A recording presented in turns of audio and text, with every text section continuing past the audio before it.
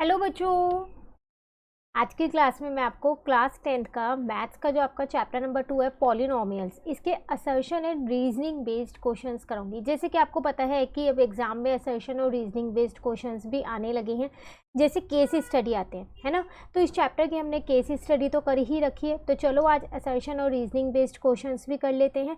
ये चैप्टर हमने एनसीईआरटी से भी कर रखा है, प्लस सपोर्ट मटेरियल से भी कर रखा है। अब ये चैप्टर हमने आर.डी. शर्मा से भी शुरू कर दिया है। कुछ एक्सरसाइज हमने इसकी आर.डी. शर्मा से भी कर ली हैं। 2.1 एक्सरसाइज अभी हम कर रहे हैं, है ना। तो आज हम इसके असर्शन और रीजनिंग बेस्ड क्वेश्चंस करते हैं। तो अगर मैं आपको यहाँ पर क्वेश्चंस दिखाऊं, पैटर्न आपको पता ही होगा कि असर्शन और रीजनिंग बेस्ड क्वेश्चंस का क्या पैटर्न होता है। इसमें आपके पास टोटल 4 ऑप्शंस आते हैं और आपको कुछ क्वेश्चंस दिए जाते हैं। उसमें एक असर्शन होता है और एक रीज़न होता है, ठीक है। एक बार जल्दी से फिर भी समझ लेते हैं। जैसे आप यहाँ देख रहे हो कि आपको ये ऑप्शंस दे रखे हैं, यहाँ पर 4 ऑप्शंस आपको यहाँ पर टोटल दे रखे हैं। Both the assertion and reason are correct and the reason is the correct explanation of assertion.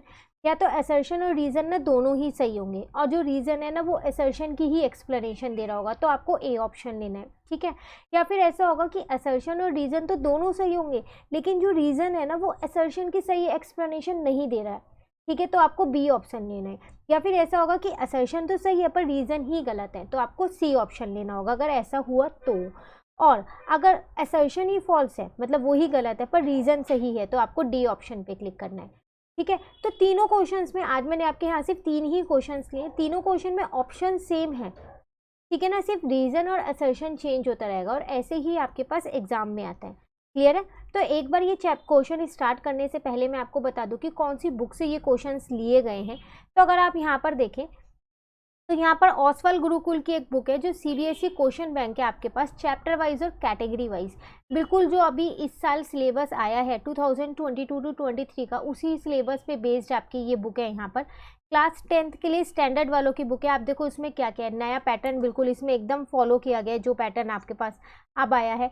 MCQs है इसमें, वेरी शॉर्ट क्वेश्चन है, शॉर्ट क्वेश्चन है, लॉन्ग क्वेश्चन है, केस स्टडी क्वेश्चन है आपके पास, असर्शन और रीजनिंग की क्वेश्चन है, प्लस पैसेज वाले जो क्वेश्चन आते हैं वो भी है कि आपको एक पैसेज दे दिया और 2-3 क्वेश्चन दे दिए। जैसे इंग्लिश में होता है ऐसे इसमें मैथ्स में भी है कि पैसेज दे दिया, 2-3 क्वेश्चन दे दिए और आंसर्स पूछे गए, वो भी आपको इसमें मिल जाएंगे। प्रीवियस ईयर के बोर्ड के क्वेश्चन पेपर आपको यहाँ मिल जाएंगे। चैप्टर वाइज आपको पूरी समरी, एक तरीके से माइंड मैप है हर चैप्टर का, जो एग्जाम टाइम पे आपको बहुत ही ज़्यादा काम आता है। तो बहुत अच्छी बुक है। यहाँ पर बाय लिंक मैं आपको नीचे डिस्क्रिप्शन में दूंगी, इसका एक बार मैं आपको दिखा देती हूँ। देखो यहाँ पर सिलेबस भी दे रखा है। एनुअल एग्जामिनेशन पता है आप लोगों को कि अब एनुअल एक ही बार आपका एग्जाम होगा, तो उसके अकॉर्डिंग जो सिलेबस आया है सीबीएसई का, वो सिलेबस यहाँ लिखा है कि कौन से चैप्टर से कौन कौन से टॉपिक्स आ रहे हैं। इसका मतलब जो नहीं लिखे टॉपिक वो डिलीटेड में है, तो सारे चैप्टर्स का यहाँ पर सिलेबस आपको यहाँ पर लिख रखा है, ठीक है। तो बाय लिंक आपको इसका मैं नीचे दूंगी। हमने इसी बुक से ये असर्शन और रीजनिंग के कुछ क्वेश्चंस लिए हैं। अभी इसमें काफ़ी सारे क्वेश्चंस हैं, ऐसा नहीं है कि सिर्फ 3 ही क्वेश्चंस हैं। यहाँ पर हर चैप्टर में बहुत सारे क्वेश्चंस आपको मिलेंगे, तो 3 सिलेक्टेड क्वेश्चंस मैंने यहाँ पर लिए हैं जो बोर्ड में आए हुए क्वेश्चंस हैं, और कुछ इंपॉर्टेंट क्वेश्चंस हैं वो लिए। क्लियर है। तो बाय लिंक आपको इसका नीचे मिल जाएगा।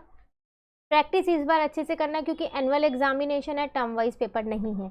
चलिए शुरू करते हैं हम अपना क्वेश्चन यहाँ पर। तो अगर आप यहाँ पर देखें तो यहाँ पर पहले हम असर्शन रीड करेंगे फिर रीजन रीड करेंगे। तो अगर हम असर्शन देखें तो यहाँ है आपके पास the degree of the polynomial, एक पॉलिनोमियल दे रखा है इज 4। पहले तो आप यही चेक करो कि असर्शन सही है या नहीं। तो जो ये पॉलिनोमियल आपको दे रखा है क्या इसकी डिग्री 4 है? तो अगर आप ध्यान से देखो यहाँ पर, तो आपके पास x+4 है, यहाँ पर x-2 है और यहाँ x-3 है। जब आप इन तीनों को आपस में एक एक करके मल्टीप्लाई करोगे ना, तो फाइनली हाईएस्ट आपके पास x³ आएगा, क्योंकि x यहाँ 3 बार है तो x³ ही आएगा यहाँ पर, है ना। पर यहाँ डिग्री 4 लिखा है, तो हाईएस्ट वाली डिग्री तो ली जाती है, तो इसकी डिग्री तो 3 होगी। इसका मतलब यहाँ पर तो असर्शन ही गलत है।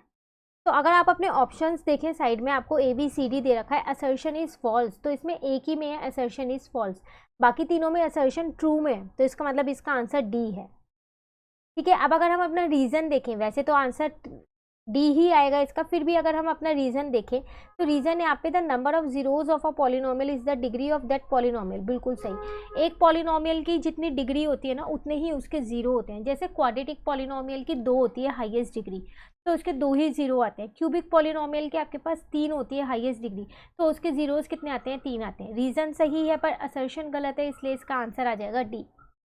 क्लियर है फर्स्ट क्वेश्चन। चलिए नेक्स्ट करते हैं हम यहाँ। नेक्स्ट क्वेश्चन है आपके पास, असर्शन है degree of zero polynomial is not defined. आपको पता है जीरो भी एक पॉलिनोमियल होता है, जीरो पॉलिनोमियल, और कांस्टेंट नंबर भी पॉलिनोमियल्स होते हैं जिनको हम बोलते हैं constant polynomial.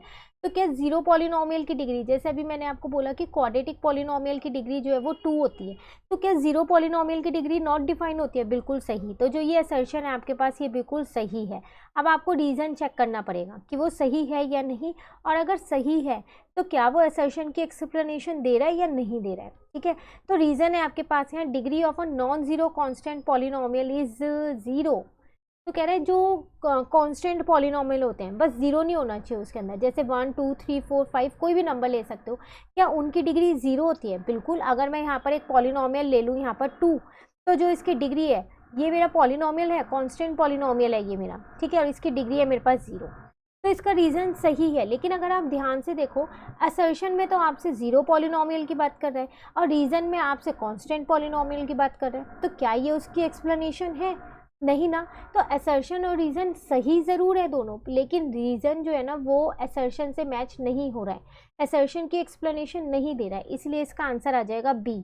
The assertion and reason are correct but the reason is not the correct explanation of the assertion. ठीक है, क्लियर है? नेक्स्ट क्वेश्चन, चलिए क्वेश्चन नंबर 3 देखते हैं हम यहाँ। थर्ड क्वेश्चन में आपसे यहाँ क्या कह रहा है, असर्शन आपको दे रखा है px दे रखा है, आपको एक पॉलिनोमियल दे रखा है, is a polynomial of degree 3। तो ध्यान से देखो, इसमें हाईएस्ट डिग्री कौन सी है? 4 है, तो ये तो डिग्री 4 वाला पॉलिनोमियल हो गया ना, बाय क्वाड्रेटिक वाला जो होता है, क्यूबिक तो नहीं है, तो इसका तो असर्शन ही गलत है ना। तो देख के पता चल रहा है इसका आंसर आपके पास डी आएगा, लेकिन फिर भी हम एक बार रीज़न को चेक ज़रूर करेंगे। ठीक है, तो रीज़न है आपके पास, the highest power of X in the polynomial is the degree of that polynomial. बिल्कुल सही कह रहे हैं, जो पॉलिनोमियल की हाईएस्ट पावर होती है क्या वही उसकी डिग्री होती है? हाँ, जैसे अभी हमने ये वाला पॉलिनोमियल लिया तो इसकी हाईएस्ट पावर क्या है? 4 है, तो यही तो इसकी डिग्री है, पर क्वेश्चन में 3 दे रखी थी, तभी तो हमने गलत किया ना, है ना। तो रीज़न तो इसका सही है, एकदम करेक्ट है, पर इसकी असर्शन गलत है, इसलिए इसका आंसर डी है। Assertion is false but the reason is true. Clear है? तो ऐसे ही कुछ क्वेश्चंस आपके पास एग्जाम में आ जाते हैं असर्शन और रीजनिंग बेस्ड। तो अगर आपका कंसेप्ट क्लियर है चैप्टर का, चैप्टर के बीच में से ही आते हैं ये, अगर आपका कंसेप्ट क्लियर है तो आप असर्शन और रीजनिंग के क्वेश्चन अच्छे से कर पाओगे। बाकी हर चैप्टर के असर्शन और रीजनिंग की क्वेश्चन की प्रैक्टिस हम ज़रूर करेंगे ताकि एग्जाम में आए तो आप उनको अटैम्प्ट कर सको, प्लस पैसेज वाले जो क्वेश्चन आते हैं उनकी भी मैं आपको प्रैक्टिस अच्छे से कराऊंगी। तो आज के लिए बस ये 3 क्वेश्चन ही सफिशिएंट है। नेक्स्ट क्लास में हम आगे के क्वेश्चंस करेंगे। इन 3 में आपको कहीं पर भी डाउट हो तो आप कमेंट करके पूछ लीजिएगा, और अगर आपको वीडियो अच्छी लगी तो आप इसको लाइक ज़रूर कीजिएगा और मेरे चैनल को सब्सक्राइब कीजिए। Thank you.